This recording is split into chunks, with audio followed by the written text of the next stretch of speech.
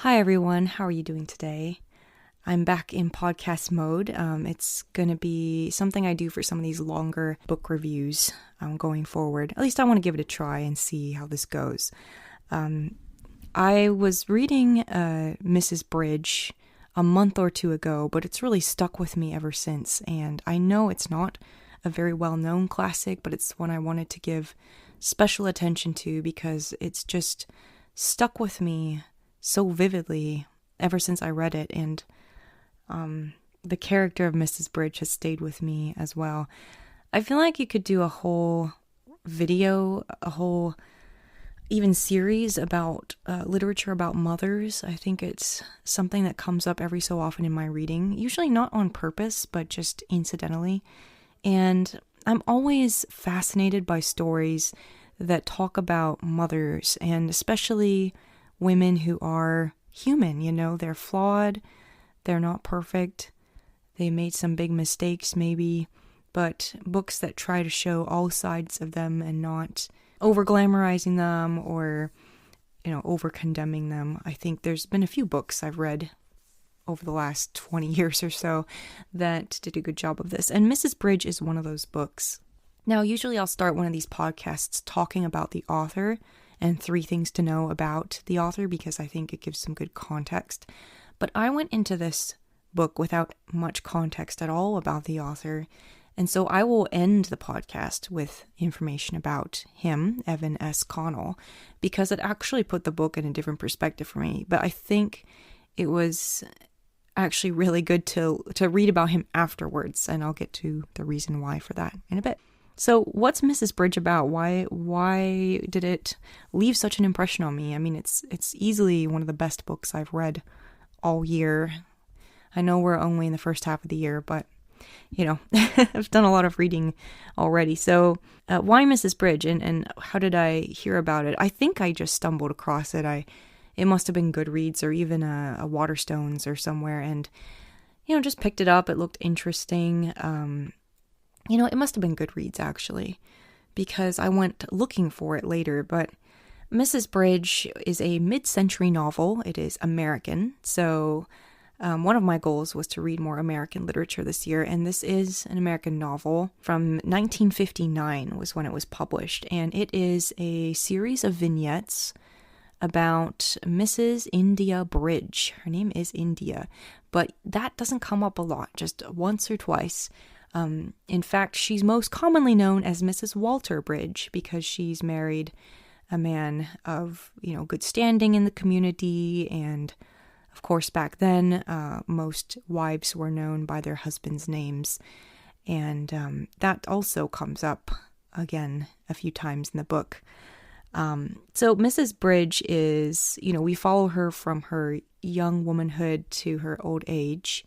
And she doesn't change a whole lot through all that. I think that we see some pretty consistent patterns throughout her life. But one of the things that makes her so endearing is she is a perfect lady of society. So she has really great manners.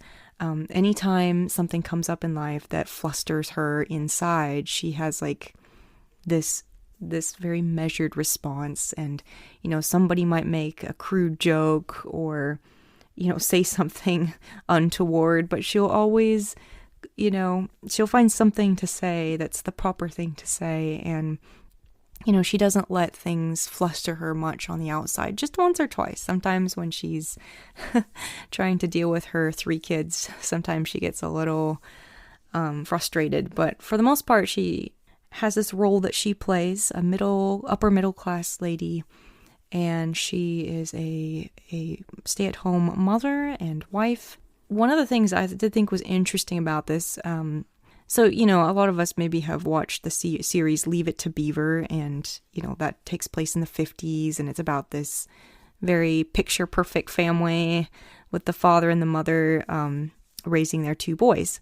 And so going into this book, you might think something similar to that, but I think Mrs. Bridge is actually a lot deeper than that TV series. Mrs. Bridge starts out her marriage as being, she does a lot more chores early on when they're just getting started in life together. and she runs the household. But then as they become more affluent, she has a cook and a maid, basically, this Harriet lady who kind of fills in all of those roles, and then she doesn't have much to do as time goes on. So that's one shift in her life that's really interesting, and you don't see that in some of these other forms of media where they're focusing on a family that's maybe a little bit less affluent. But yeah, Mrs. Bridge, so she has kind of this ongoing, I won't say existential crisis, but I think she does really question things in life, but never so much that she leaves her beaten track. And we'll get to that again in a bit, but you know, her main thing is to raise her kids, tend to her husband's wants and needs, make sure that dinner is on time and ready, make sure that the house is beautifully decorated and that she is attending the right social functions and, you know, doing everything that's expected of her in her country club community, because they do live in this country club setting. I think I was like really taken by, I know I've mentioned it several times already, but her manners. And I think it really struck me a little bit nostalgically, like that there's just not that emphasis anymore. I think, you know, we've kind of lost a certain default level of civility, at least in the United States. And I'm not saying that it doesn't exist anywhere. I think it really depends where you live. You know, it's region specific, but I think one could say that there's more of an emphasis on being yourself versus, you know, having the right manners in public and treating everybody, at least on the surface, treating them the same, right? And I was kind of feeling a bit nostalgic for that, even though I feel like it's something probably that faded out before I was born. But it's something that really stuck with me in an unexpected way. But I mentioned that she has been feeling stuck, Mrs. Bridge. And so through these vignettes, and they are very connected vignettes, they're not as independent of each other as you would think. In fact, I guess I was expecting them to be more like little short stories, but actually I think each vignette ties into the next vignette pretty smoothly. So it feels a little bit more like a book with very short chapters. But anyway, we get to see how she feels like she should be doing more with life, and it's not that she's not busy. She always finds a lot of things to be busy with. Socializing takes up a lot of time, and she is part of various charities and, you know, running various Rotary Club luncheons, that kind of thing, you know. So she's busy, but she's not fulfilled. She doesn't really reach a point where she feels like she's reached her full potential, or she doesn't even have like a hobby that really takes off for her. She tries to learn Spanish. She tries to read various books and take watercolor lessons, but her interest in these ebbs and flows.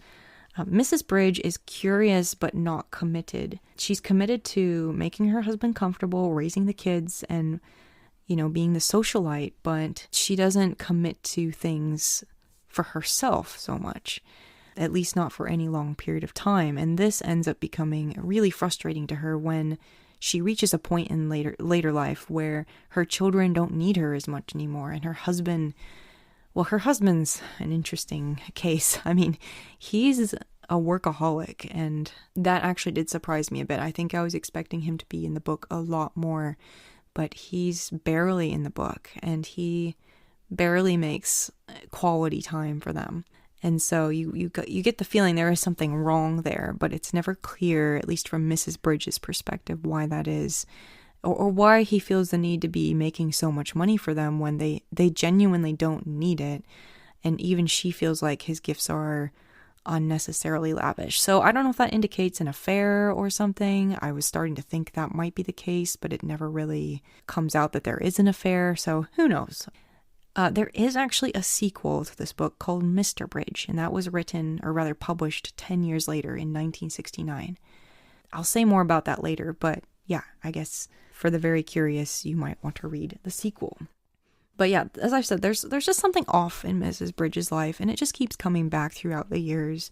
Her dynamic with her husband is not what it was, you know, at the beginning Her eldest daughter begins to, in Mrs. Bridges' opinion, act very strangely and avoid her mother. And as already mentioned, Mrs. Bridge develops this, feeling of listlessness as her children get older and go off on their separate ways. She has the 3 children. There's the oldest girl, I think her name is Ruth. There is the middle girl, who's very like Mrs. Bridge, just takes after her naturally. And then her son, Douglas, who she loves Douglas. She's very fond of Douglas. But in the end, Douglas, too, ends up kind of getting more distant from his mother. There was a really pretty decent afterword to this book. I don't know if I read the whole thing, but I was kind of skimming through it after I read the book. The writer of the afterword alludes to Mrs. Bridge ignoring her children's individualism, and I do think this is a really good point. She loves her children, but she doesn't love it when they have other interests or, they don't want to follow her example. And it's not merely in matters of, right and wrong, although there's definitely that aspect to it as well. But even in things of, the clothes they wear, or if she thinks her son needs a new suit and he doesn't think he needs a new suit and she has to go force him to go buy. And, a lot of these are very mundane and normal family conflict. But I think there becomes more of a divide as they grow older, and the differences become more that of values and life choices and stuff. And yeah, I'm not going to say, I don't want to get too specific about some of these things because I think it would be a spoiler. But, there's this real bittersweetness about how she just doesn't, she gets so disappointed when they just become their own people. And I think that is something that happens a lot, and it's understandable why they would resent that. But it's also a little understandable why Mrs. Bridge is sad about it, because her identity is very much woven into their identities that she's tried to form in her own example. And some of her example isn't great either. I think her dynamic, her relationship with her husband is pretty negative a lot of the time. She may not see it that way, but I think her children probably see it. And so that isn't inspiring to them, I can imagine.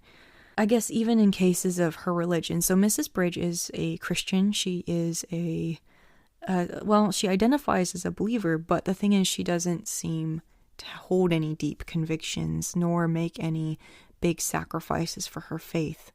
It's almost as if she believes because that's the way she was raised. It's the thing to do. But that's not enough reason for her children, and they don't see, again, that deeper conviction inside of her.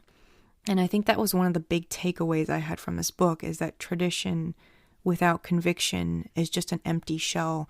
And so even in these cultures of strong, strict traditions, if there's nothing forming the foundation of that, then you lose out on that someday. It vanishes.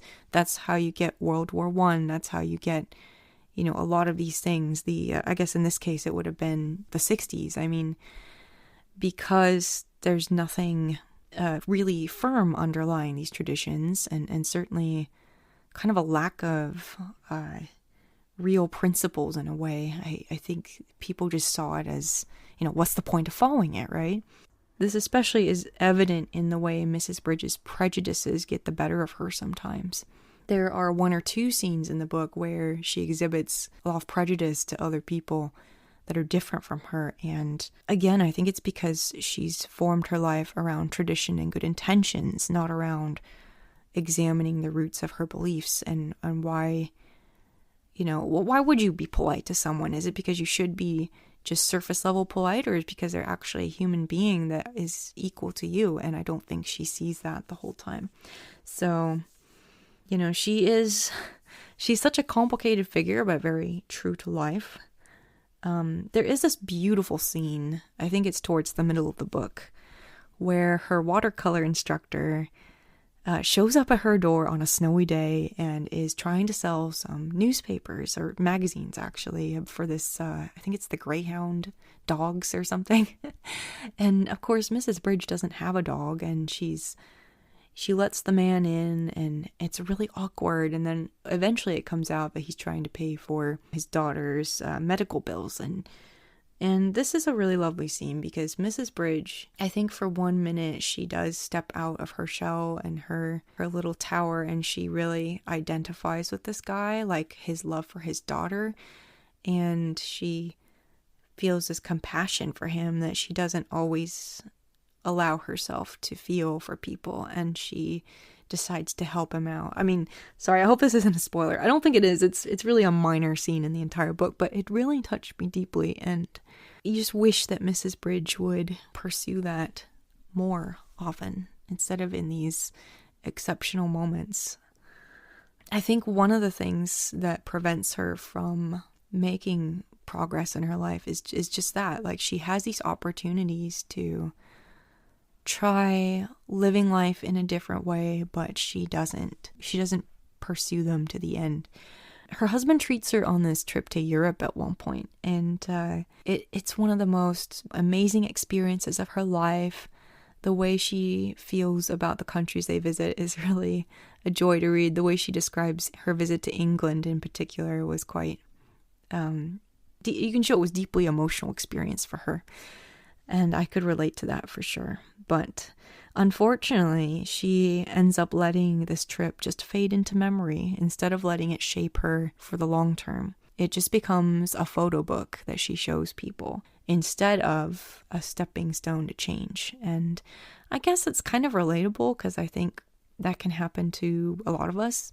Maybe we have the opportunities to find a way forward or allow our characters to be shaped by our experiences, but sometimes we just take a photo and we stick it on Instagram, or we, file it away, and it's just a memory.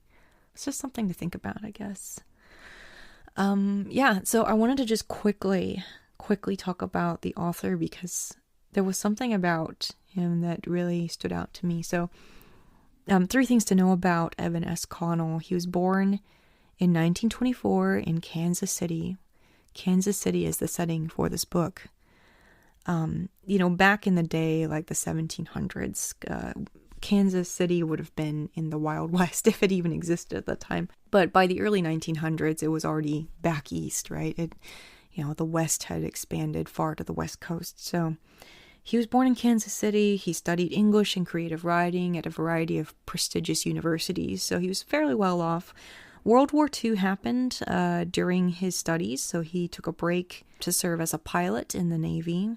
And then he came back from that and spent most of his career just writing books, essays, short stories. It seems he was able to make a career from writing.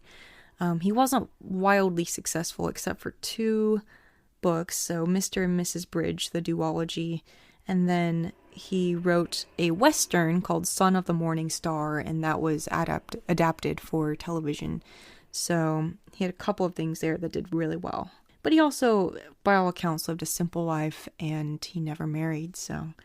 But I think what kind of really jumped out to me about reading about him was that fact that he went to serve as a pilot in the Navy, and Douglas, the boy in this book, he also goes to war. And as I was reading about the author, it just dawned on me this book is highly autobiographical. And in fact, I did read somewhere, maybe it was in the afterword to this book, but he based the character of Mrs. Bridge on his mother. And I just thought that was actually a really beautiful thing because, again, Mrs. Bridge has really stuck with me. I love her charm. I love her manners. I do love her introspection, even though it never really fully leads anywhere. But I do think she's a very memorable character. And I think this is a lovely tribute to his mother because it kind of just shows multiple sides of a person. And I think it's a very loving portrayal in spite of